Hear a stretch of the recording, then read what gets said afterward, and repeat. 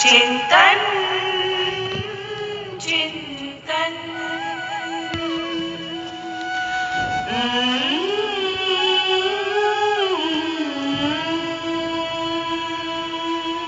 My name is Ravi Sharma. आज का विचार जिसके लिए आलेख हमें भेजा है दिनेश शर्मा जी ने फरल गांव कैथल से। दिनेश जी आपका बहुत बहुत धन्यवाद। क्या है आज का विचार?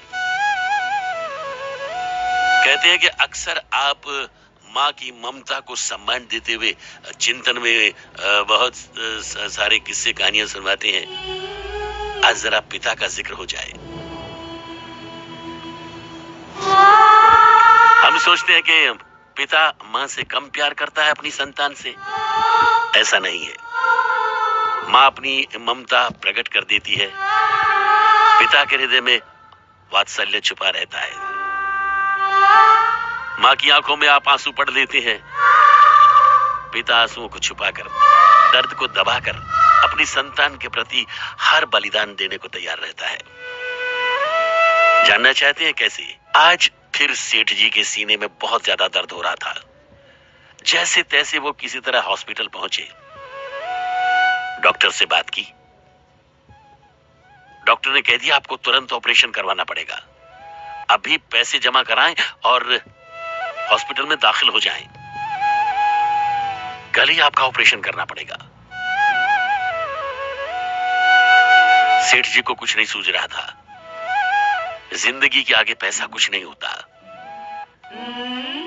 लेकिन फिर भी उन्होंने हॉस्पिटल से ही फोन करके अपने बेटे को बताया तो बेटा तो झल्ला पड़ा। गुस्से में चिल्लाकर बोला, आप इतना बड़ा फैसला खुद कैसे ले सकते हैं? इतने सारे इंतजाम कौन करेगा पापा? मैं ऑफिस संभालूं या आपको संभालूं? फोन पर पीछे से बहू की आवाज आ रही थी, ये बूढ़ा हमें लेकर के मरेगा, ना जिएगा ना जीने देगा। बेटे ने फिर संभल कर बोला और कहा, आप एक काम कीजिए, जल्दी से वापस घर आ जाइए।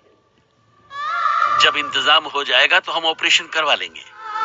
आप ऐसा कैसे कर सकते हैं? आप सुन रहे हैं ना मैं क्या कह रहा हूं? अब दूसरी तरफ से कोई आवाज नहीं आ रही थी। बेटे ने फिर कहा, पापा सुना आपने? सुन रहे हैं ना आप? घर आ जाइए। उधर से आवाज नहीं आ रही थी। बेटे का दिल बैठता जा रहा था। तभी एक महिला स्वर सुनाई पड़ा। मैं हॉस्पिटल की नर्स बोल रही हूं। जिस व्यक्ति से आप बात कर रहे थे वो अब दुनिया में नहीं है। सेठ जी इस दुनिया में नहीं थे। था तो पश्चाताप करता हुआ वो बेटा, आंसू बहाती वो बहू भी। अब तस्वीर की तरह से उसकी आंखों के सामने बचपन का वो दृश्य तैर रहा था, जब बेटे को कंधे पर बिठा करके पापा घुमाया करते थे। उसकी हर चीज उसके लिए जुटाया करते थे। आज उसके कंधे इतने कमजोर हो गए कि पिता की अर्थी उठाने के लिए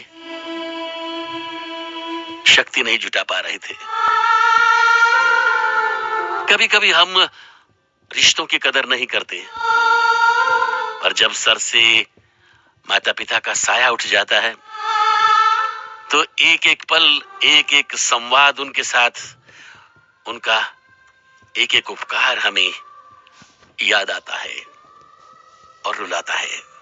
चिंतन